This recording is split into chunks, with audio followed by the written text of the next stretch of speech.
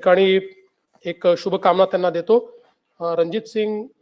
विजय सिंग मोहिते पाटील, रणजित सिंग मोहिते पाटील हे एक युवा नेता म्हणून या महाराष्ट्रामध्ये उदयाला आले आणि मोहिते पाटील परिवार जो मला असं वाटतं की एक फार मोठे एक इतिहास असलेला अशा प्रकारचा महाराष्ट्रातला परिवार ज्यांनी सहकाराच्या क्षेत्रात, राजकीय क्षेत्रात अतिशय मोठं मोलाचं काम केलं आहे, त्या परिवारामधले एक युवा सदस्य म्हणून रणजित दादांकडे पाहिलं जातं.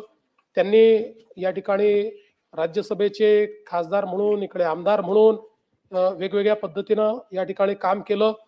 एक अतिशय रुबाबदार अशा प्रकारचे, फिजिकली फिट अशा प्रकारचे नेते म्हणून आपण त्यांच्याकडे पाहतो आणि त्यांचा जन्म हा कोल्हापुरातला आहे, त्यामुळे एक त्यांच्या व्यक्तिमत्वातही एक भारदस्तपणा आहे.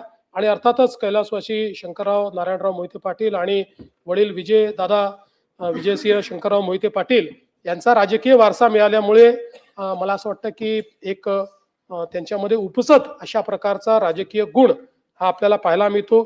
शेती, सहकार, शिक्षण, कृषी प्रक्रिया उद्योग या सर्व गोष्टींमध्ये ते सातत्याने त्या ठिकाणी आपल्याला ऍक्टिव्ह दिसतात. विविध कार्यकारी सोसायट्यांच्या माध्यमातून एक मोठी चळवळ चालवताना ते आपल्याला पाहायला मिळतात. सोलापूर मध्यवर्ती सहकारी बँकेमध्ये अध्यक्ष, संचालक अशा वेगवेगळ्या कॅपॅसिटीत त्यांनी काम केलंय. दूध संस्था, कुक्कुटपालन, फलोत्पादन, रेशीम उद्योग अशा अनेक गोष्टींमध्ये त्यांचं कार्य आपल्याला पाहायला मिळतं. आणि हे सगळं करत असताना अतिशय लोकांशी संबंध ठेवणारे ते आहेत. राजकारणामध्ये तर ते आहेतच, पण ते राजकारणात नसते तर खेळाचं मैदान देखील त्यांनी निश्चितपणे गाजवलं असतं. एक उत्तम खेळाडू ते आहेत. मला असं वाटतं की त्यांनी जलसंधारणाच्या क्षेत्रातही उत्तम कार्य केलेलं आहे. मायकल जॅक्सन आणलं होतं.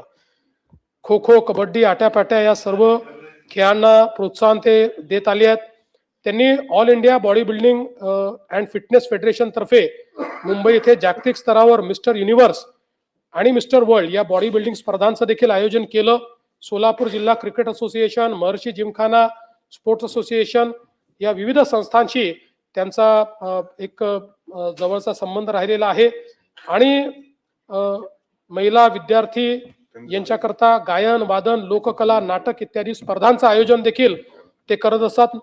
महाशिरसला जो काही एक सांस्कृतिक वारसा लाभलेला आहे त्याच्यामध्ये सातत्याने ते योगदान देत असतात. आणि त्यांना देखील फोटोग्राफीची, पर्यटनाची मोठी आवड आहे. हे दोन्ही छंद ते सातत्याने जोपासत असतात. त्यामुळे अशा प्रकारे एका युवा नेत्याला या ठिकाणी मी अतिशय मनापासून शुभेच्छा देतो. त्यांनाही अशाच प्रकारे उत्तम आरोग्य लाभावं आणि त्यांनी राजकारणामध्ये यापुढे देखील विविध पदांवर काम करावं अशा प्रकारच्या त्यांना देखील मी शुभेच्छा देतो. सभापती महोदय, या सर्व आमच्या या टर्ममध्ये निवृत्त होणारे जे काही सदस्य आहेत या सर्व सदस्यांना या सभागृहामध्ये मी शुभेच्छा देतो आणि त्यांनी त्यांच्या सर्व मनोकामना पूर्ण व्हाव्यात अशा प्रकारची ईश्वराला प्रार्थना करून मी माझं बोलणं संपवतो.